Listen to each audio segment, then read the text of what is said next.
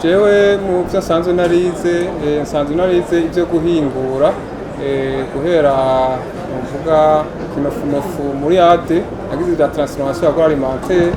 Rero maze guheza amashuri naciye niyumvira ikintu noshira mu ngiro mu byo nize cangira nti reka nkora ubuyi mubwo buyi kubera nsanze mbona hariho n'ubundi ku isoko hari n'abandi babukora cyane mba ikintu gishasha noshiramo cyo bari giki reka kubera mbona abantu benshi bakora rima champignon reka nzoce gufata iyo champignon ndashiye mu bwo buyi nsaba ikunda umuntu ashobore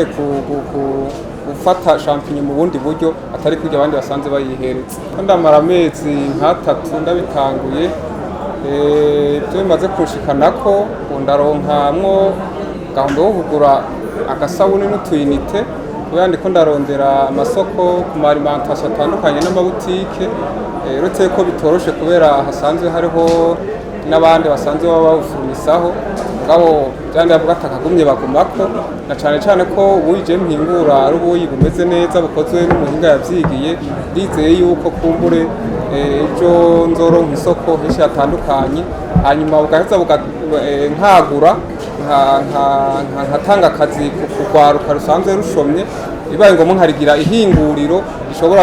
guhingura byinshi ku buryo nshobora no gushora hanze nkazana kumbure na ya madevize dusanzwe dukenye cyane mu Burundi. Ubwibwi wanje uretse ko nabivuze ko icambere shira muri champignon nayo ubwayo isanzwe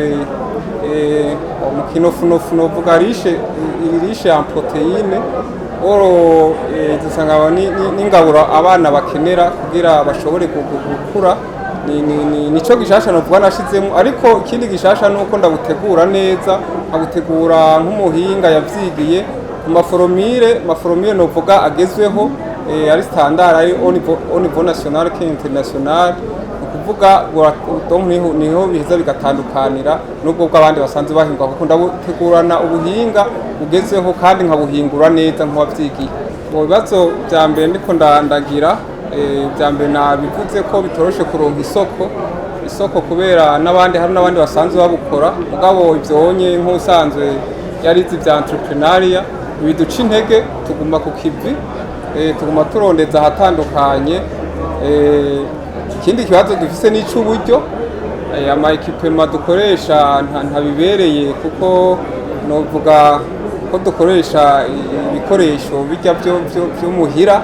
donc novuga nk'amabase amasafuriya nga turipfuze ejo turose nk'imari dufashe kataronka nk'uburyo kugura ibikoresho novuga bigezweho les équipements modernes ni naho kumbe twoshobora kuronka n'ubuyi novuga uzirakanenge donc de bonne qualité ku buryo dushobora no kuca dushora hamwe hanze nako ndavuga tukashobora kuzana ya madevize donc twese dukeneye mu Burundi.